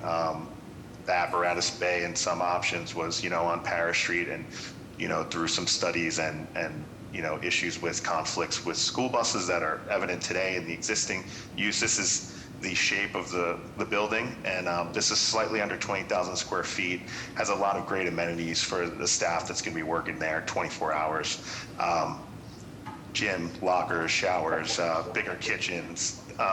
You know, this is the building massing that we ended up with. And one of the things that we didn't want to remove was some of this roof overhang actually is into East Street, into the right of way. And it's as I've got from the architect, it's a bit of a sunshade and an energy efficiency kind of proponent that shades the building. And so we've initially presented this to Todd before we advertised to see if this was something that was viable. It seems like it could be. You know, we've done our title research and everything is owned by the city, the right of way of East Street. And so that is an overhang that I can show you in section here, which you'll see is, you know, about 34 feet above the grade of East Street. Then there's also a small overhang above the Chiefs Bay that we're proposing a vertical discontinuance of. And you can see that in section here. That is almost 12 feet off of the grade of the proposed driveway apron. So those will be, you know, heat traced and internally drained. The entire roof is internally drained, so there won't be runoff coming off our sloped roof, and obviously there won't be runoff coming off this Chiefs Bay overhang. So if there are any questions, hopefully I can answer them. Thank you for letting me run through these. I appreciate that. Thank you very much. I'll actually start with a question, and this is perhaps me not orienting myself correctly on the plans, but I'm seeing in your specific repairs plans, it notes protect and maintain existing concrete sidewalk along the northern side of East Street. So if you scroll towards the bottom there, I'm looking at this the conditions as shown currently in Google Street View, and there does not appear to actually be a sidewalk beyond the crosswalk along the northern edge of East Street. So I was just wondering if you could comment on that and what the expectations are for the final condition on East. That's great, and that came up with Jill and Jill Zick and Sarah from Disabilities, and I apologize. This note should not be there. There is, and then we've made this clear in a couple meetings with some representatives from agencies that we do not plan to furnish a sidewalk on East Street. And there currently, as you mentioned, there currently is not a sidewalk on the north side of East Street. I'm sorry, there is on the south side. And you know, this project doesn't, you know, bring the need for a sidewalk on the north side of East Street. As you can see that if you were standing on East Street, you can see that there's no uses really here to access. And this is actually very far down in grade from, there's about a 10-foot drop from where this site will be to the grade of East Street. So there is no call for a sidewalk there, and I apologize for that note. But thanks for calling that out. Yep, no worries. One other related note to that corner, not shown on your plans, there's a utility pole which is located sort of past the edge of the concrete sidewalk curb ramp area, but there's also a Boston Fire Department call box that's located in the wings of the curb ramp. And so this is maybe a question for Sarah, but is that something that would be sensible to relocate, just thinking about the you know, non-ideal apex nature of that ramp? Would it be something that we would want to see that call box relocated as part of this project in order to ensure that that ramp, either as part of this effort or in a future effort, to be reconstructed in a way that was fully ADA compliant? So I'm happy to have either Sarah jump in or the proponent speak to that.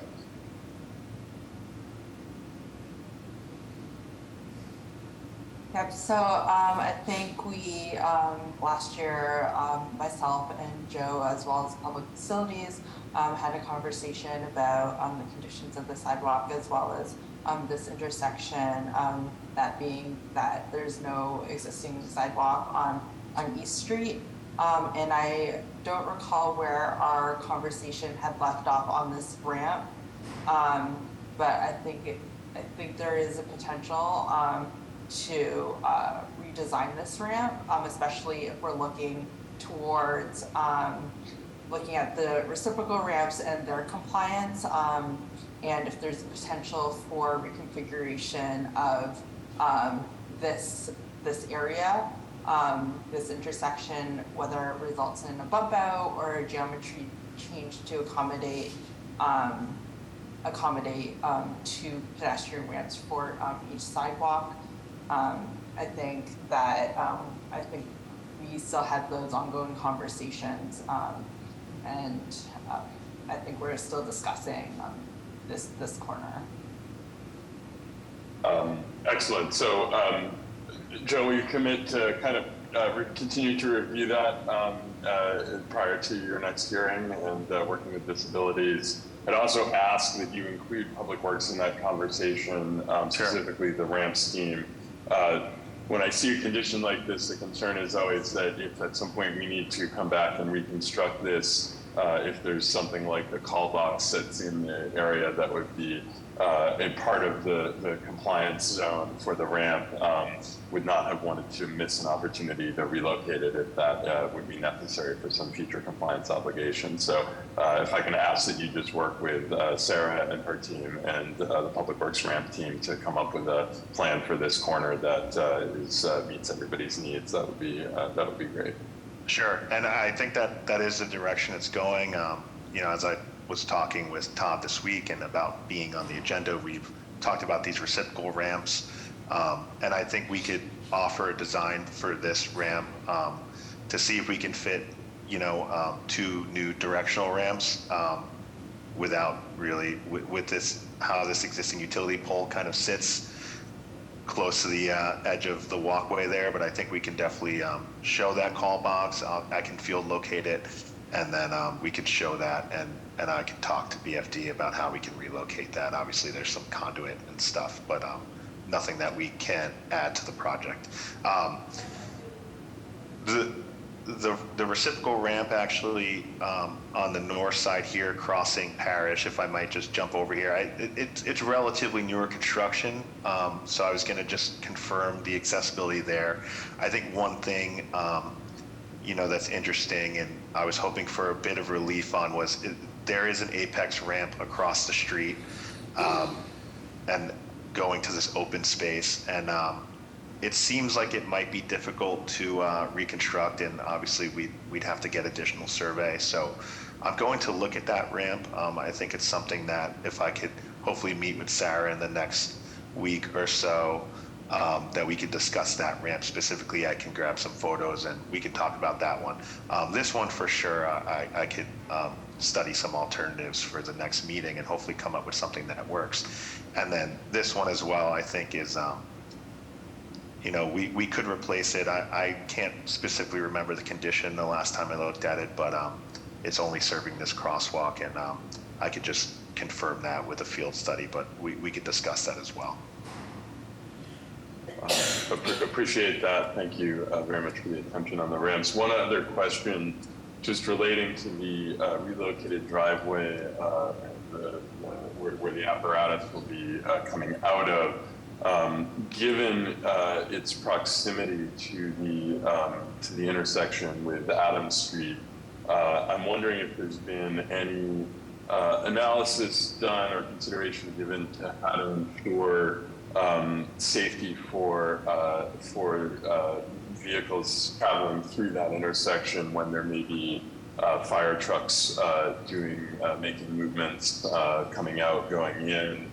And whether there's any planned traffic changes or analysis still to be done, signage, pavement markings, et cetera, even clear corners or other changes that would help ensure that those movements can happen safely. Sure. We actually did do a study, and I think it was probably early 2021, and we didn't go out and count because during that time,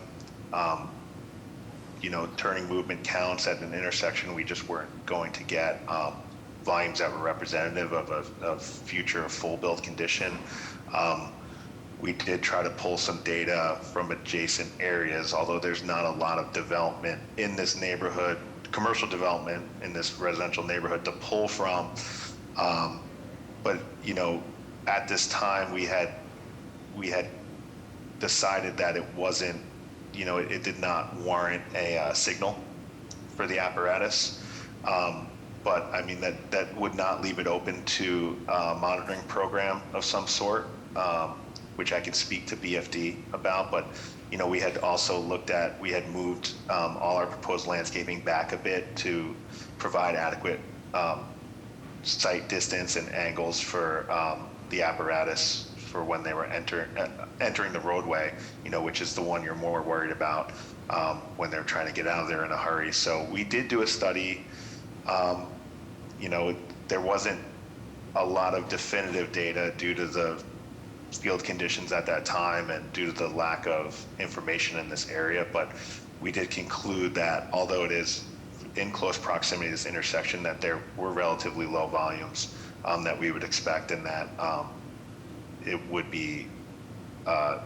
not warrant a signal at this time, because that's really the next step, is an apparatus signal like you see at some of the more urban locations of the fire department's assets. Understood, and appreciate that attention, and I defer to Amy for any sort of specific further analysis or considerations on that, but just ask that in addition to that BFD conversation, that BTD just get re-engaged on a review of this as needed, as Amy thinks may be needed, to make sure that we do have a safe intersection there when all is said and done. Sure, Commissioners, sorry. I was just Go going ahead, to say, I could revisit that study and at least just share that information with Amy that we had done. Yeah, I think Yeah, just send it over and we'll take a look. Yeah. Excellent. Commissioners, other comments, questions? Yasha and team, just some background information. The school in front of this firehouse is one of the oldest elementary schools in all of North America. Goes back to 1639. Over the years, we've been struggling to ensure pedestrian safety off Parish Street. So truly appreciate, guys, what you all are doing to widen the sidewalks, at least on the sidewalk on your side, on Parish Street. There's a concrete street light pole. I hope it's gone. Can you include the removal of that concrete street light pole and put back the Acorn lights that are within the rest of Parish Street, if I'm making any sense to you? I'm not sure whether you picked that thing up in your plans. No, we did. There's a variety of light poles there. I do see a... Yeah, I think it's only one. There are one or two. The stuff on the school It has side. a lot of overhead feeds coming off of it, is I think the why that's still there. So if you could take a look at it and completely supporting the pedestrian safety concerns. There was a school crossing guard who is no longer with us, if you know what I mean, and she was related to some of the staff from this firehouse. So again, kudos to you guys to improving pedestrian safety. Echoing on what the chief was saying about the intersection of Adams, Winter, do take a look at it, because I forget where we lost the crossing guard, whether it's at Parish and Winter or at Adams and Winter. So any and all that you can do to... We'll look at that, Para. I appreciate the comments. There's a variety of new Acorn poles and fixtures, and I know there's a concrete light pole down at the corner of Winter and East Street, and I'll look at every one individually, but we'll also No, I don't want you to buy the whole neighborhood. Just the last one in front of a fire station. It is like if you, on your side of Parish Street, if you It keep feeds the going, light in the playground, Para, that's the problem, right? So Yeah, but we would we have to need to- bury that or light that in some other way, because we can't run it to the top of the Acorn. yeah, so Amy, my concern is this is the oldest elementary school in the whole North America. Why it has janky electric. sorry, okay, I'm not sure whether it's the Boston Latin or this one. This goes back to 1639. And their front door looks a little bit uncomplimentary to its stature. So the lighting part comes under Public Works and trying to see how to fix this issue. So just putting it out over there, guys. That's all. One possible thought, and I think the Public Works Street Lighting team would be happy to kind of work with the proponents on ideas for this, but if some kind of overhead wiring is still necessary, it would be, I wonder if it was possible to look at running it from phase 2 of the firehouse building, where the old building is removed and the new one is put in place, rather than running it from a pole directly in front of that building.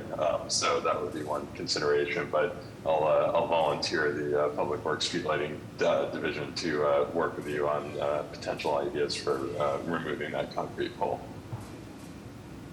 That sounds fine. I could certainly look at that specific pole now that I know the location that Par's talking about, and I could.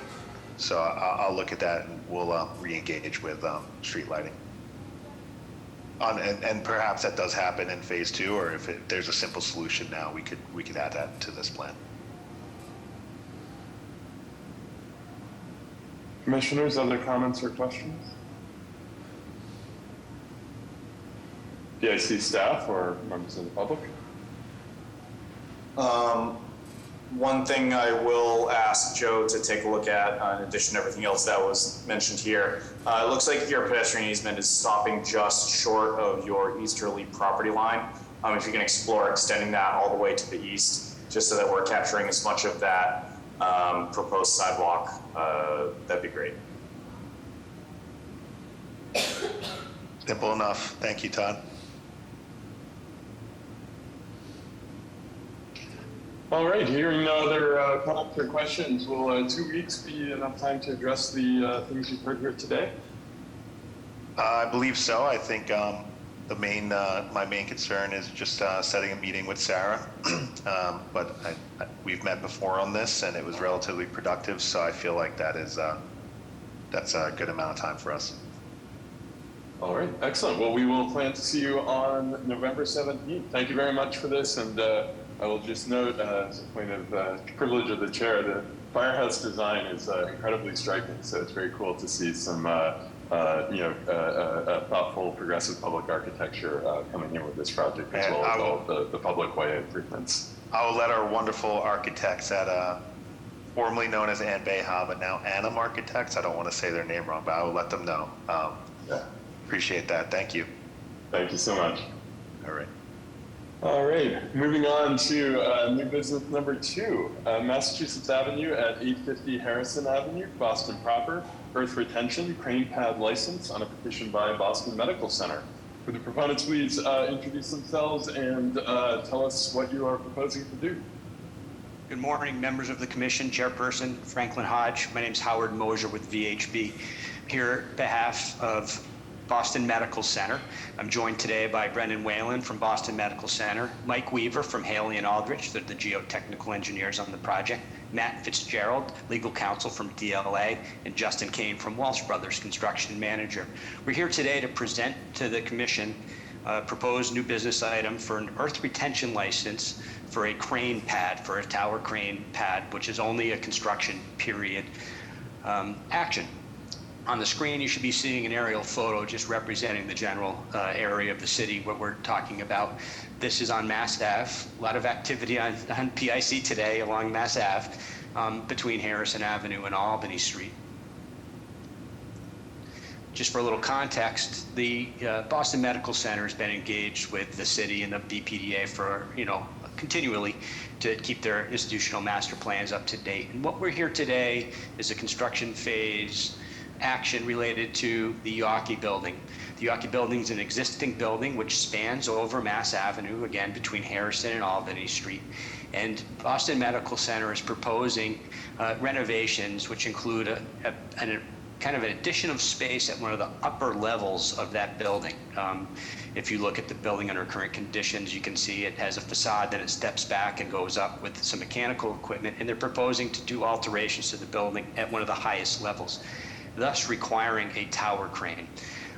The team engaged in this project has exhausted options for tower cranes, and the location presented today is the optimum one due to a bunch of subsurface constraints and just the need to carry loads across large spans. So the proposed location is on the sidewalk. It straddles public and private property, where the blue location is indicated here. This enables a tower crane to feed all locations around the roof. And if you just look here, the addition's up at this level where you can see a former black roof where the building steps back. So the action is relatively straightforward, and just in the interest of picking up some time, you've had a long agenda.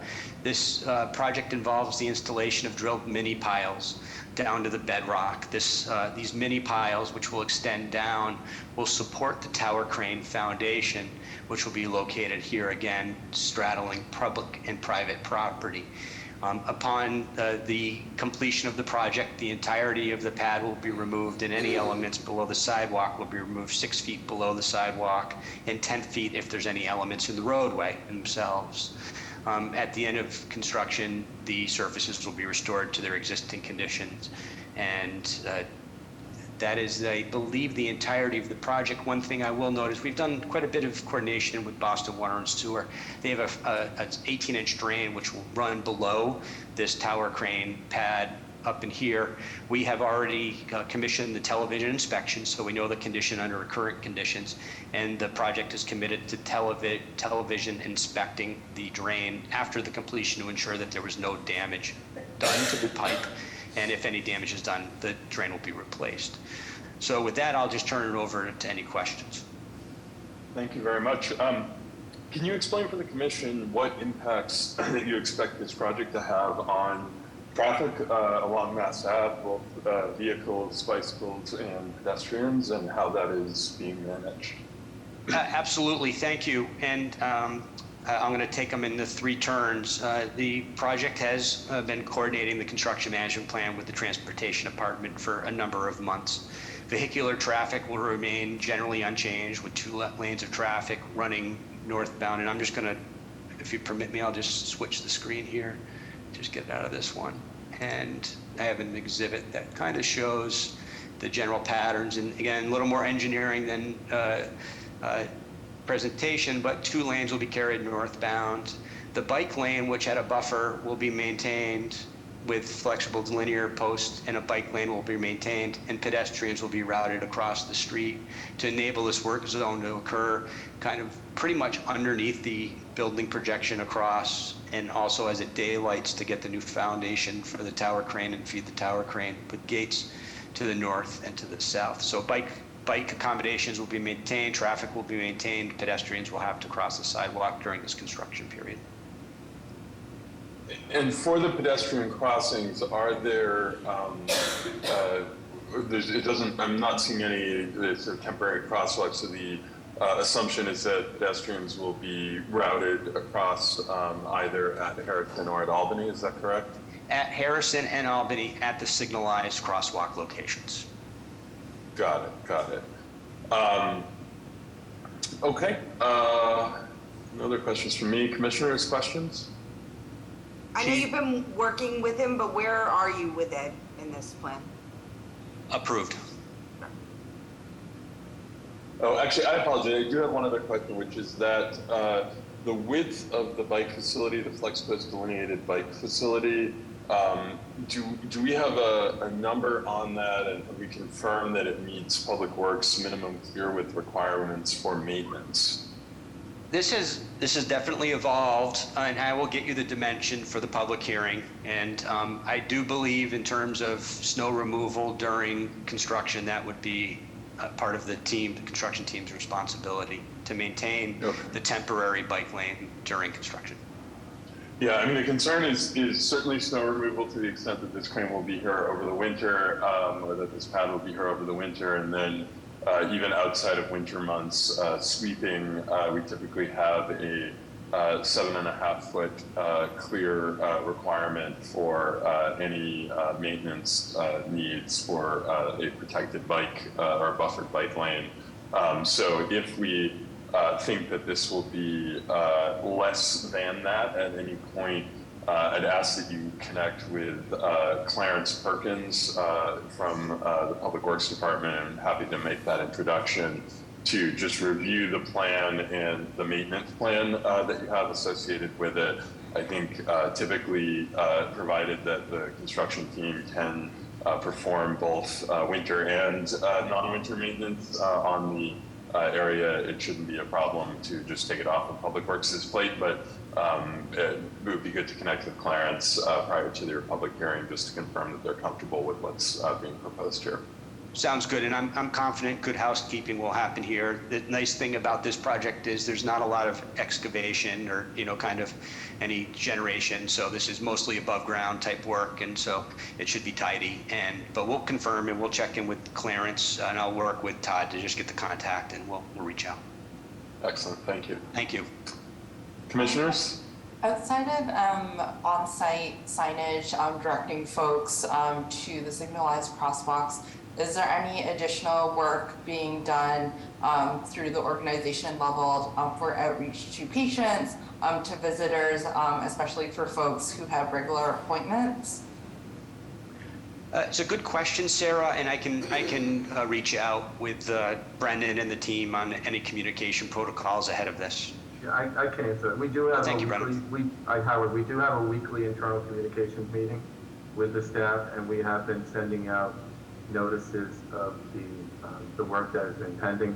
There have been emails sent out company-wide, and it's also being sent out as part of the visitor notice to expect some construction along Mass Ave.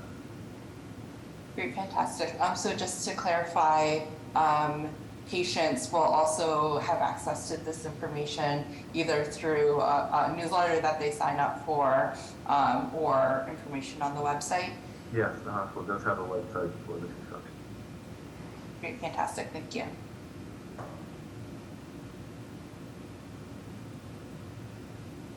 Commissioners, one additional note, I would ask that you engage with the Transportation Department just to review the pedestrian detour and any safety concerns related to pedestrians crossing mid-block here. Just looking at the city of Boston's crash map, and over the last 5 years, there are 5 5 crashes, 3 of which involve pedestrians that are addressed to the area underneath the building overhang in this mid-block section of Mass Ave. And generally speaking, this area of Mass Ave, it's been a very high crash road segment for a number of years. But you have some concerns about the barrier plan, how that's being set up, and whether we need to do anything such as a Jersey barrier on the center line or anything else to discourage mid-block crossings. So I would just ask that you reconfirm, work with Amy and her team to review the planning around this to make sure that we've adequately addressed any risks associated with that. Thank you. We'll reach out to Amy. Okay, thank you. PIC staff, members of the public, any comments, questions? One question I will ask, and I probably should know this, but I know that there's a bus stop that's right here. Howard, can you speak to your coordination with the MBTA on impacts to that bus stop? Yeah, there's two shelters, and one is going to be removed and stored, and the proponents already reached out to the MBTA and BTD about the removal and storage of that. Thank you. All right, seeing no other questions, we'd be ready for your public hearing in 2 weeks on November 17th. Sounds good. Thank you very much. All right, thanks, Howard. We'll see you then. Enjoy your days. Thank you.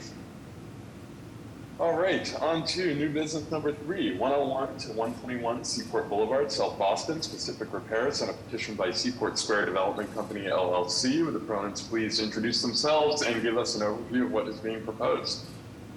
Good morning, Mr. Chairman and members of the Commission. My name is Jody Sanchez from Goulston and Stores. I'm here on behalf of the petitioner, Seaport Square Development Company, LLC. I'm joined by Amy Prange of the petitioner and John Schmidt from Niche Engineering.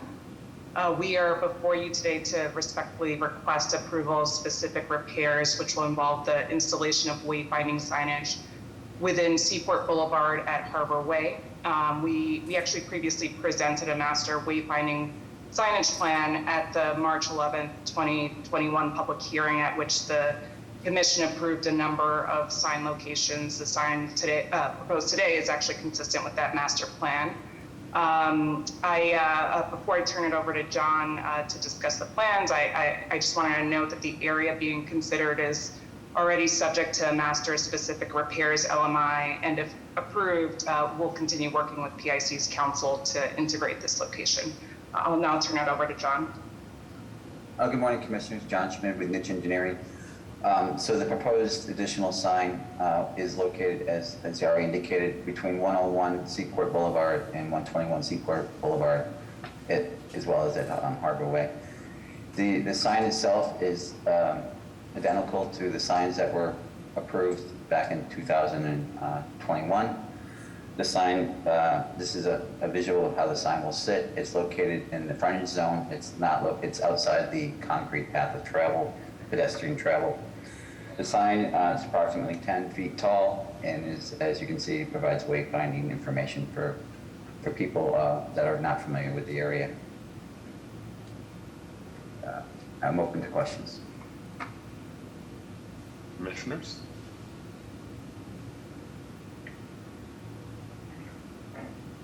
PIC staff, members of the public?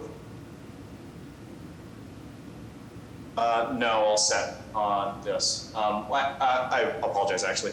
Jari, one question about the maintenance agreement. Did you say that this is going to be wrapped into an amendment to the current master LMI, or are these wayfinding signs going to be a standalone LMI?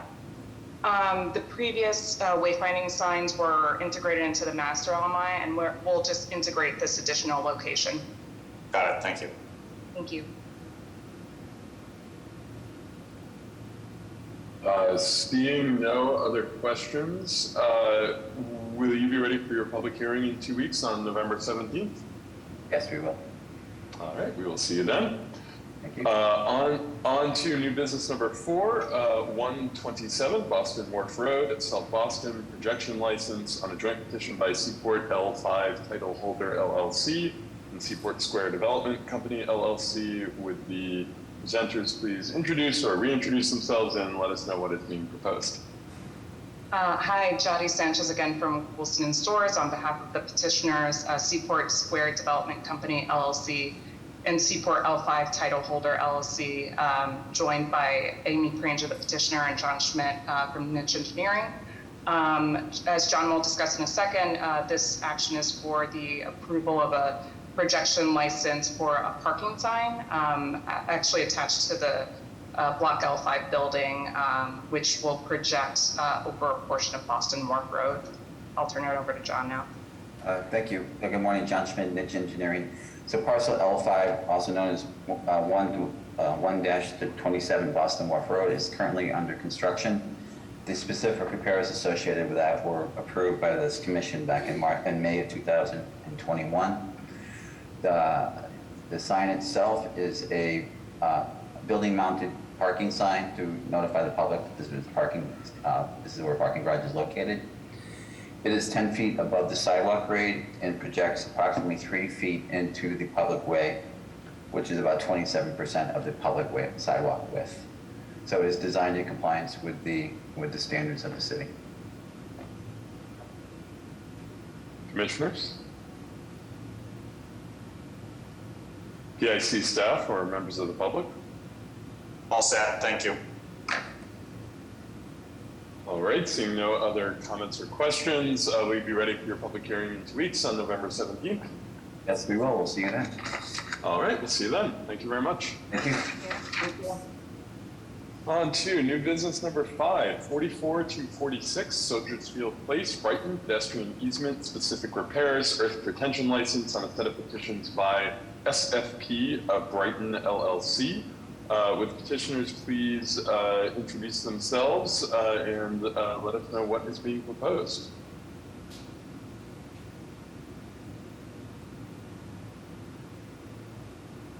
We have petitioners here for new business number 5, 44 Soldiers Field Place. Steve Ballas, I believe you're on the call. Yep, I am here. Great. Can you hear me? Yes. Yep, we can hear you. Please go ahead. Very good. Yeah, Carlos was supposed to be here, sharing his screen, but I think he had to get pulled off for something. But do you need me to share my screen to pull the plans up? If you can, that'd be great. If not, we can share the plans if that's helpful. Yeah, that would be helpful if you don't mind doing that. I can kind of go through them as you pull them up. Sure. Bear with me 1 minute. Sure. Are you going to start with specific repairs or shoring? We've got the easement plan first. With the pad easement. Okay, yeah. So this is for project 44, 46 Soldiers Field Place, new construction project. Actually, I saw 40 Soldiers Field Place just went before here, and we are the neighbor to that project. We went through an extensive BPDA process to get to where we are today. We are approved through the ZBA. We come here today, to present the pedestrian easement along with specific repairs, and then for to put in some underground shoring. So, in regards to the pedestrian easement, what we're going to be building back is will come on to the City of Boston land. So we are basically just looking for relief to grant a pedestrian easement for this portion as we rebuild the sidewalk in the end. All right. I think we can just keep going through all the parts of all the proposed actions, and then we'll take questions at the end. So keep going. Okay, sure. This is for the specific repairs here. Yeah, so specific repairs, that consists of, again, the new cement concrete sidewalk, new porous brick paver edge, new bike racks, new street trees, and a curb cut relocation for our newly located underground garage. We also do have as part of the mitigation of this project, we do have a public path, which, that was studied pretty extensively in conjunction with the neighbor at 40 Soldiers Field Place. We're giving back to the community here to be able to provide a cut through, from Soldiers Field Place over the Soldiers Field Road. I know this area has a lot of studies in the works, so, we are going to be providing that public path as part of our mitigation. So again, the land to the north of us is owned by DCR.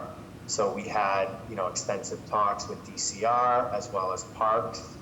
We did get, I know there's no formal process for DCR, but they did sign off on everything we're doing. We also got Parks approval this past Monday. So again, we're basically, petitioning for all the new elements that we're going to have there on the front sidewalk. We also showed we updated the street lighting there. We're going to have a public bench at the front, and we do notate all this on the plans in addition to the street trees that we're going to be adding.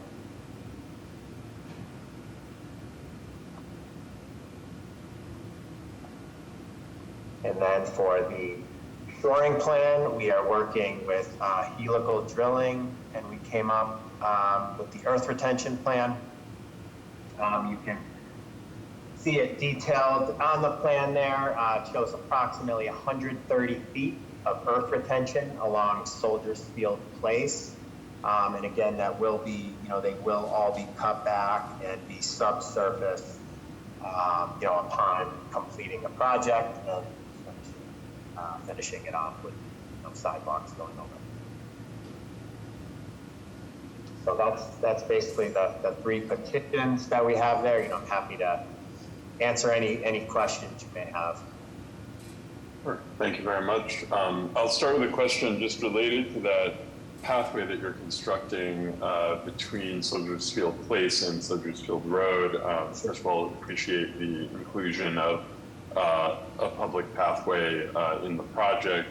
I'm interested in understanding, knowing that sometimes these kinds of pathways that traverse, that are not public right-of-way, but that traverse private property don't always read to people as being open to the public. I'm wondering if what your plans are for how to sign this and how to design this in such a way that somebody traversing the public sidewalk would understand this as a pathway they're able to use, and whether you intend to in any way restrict public access to this by time of day or through any other means. Sure. So, that did come up quite a bit during the BPDA process. We worked with Matt Martin pretty extensively on it, and, we designed it in a way, it's 8 feet 6 inches wide, so it's certainly wider than what's typical. And we really look to activate the corners as to where, the path will start up on Soldiers Field Road and where it starts on Soldiers Field Place. Actually, on the Soldiers Field Place side, we have it's a small retail component of the building, and we actually recessed that back in a little bit, and we're doing some lighting elements to kind of attract people to the path. And we're doing the same on the other end to really try and activate it. We also do plan on putting in signage. CR brought that up with us as well. We don't know exactly what the signage is going to say, but as we work towards the project, we will get back in touch with DCR and, figure something out as to the verbiage of it and how it'll actually look. But we do plan to make it as inviting as possible for the public to use that cut through. Excellent. Thank you very much. Appreciate that. Commissioners, other questions, comments?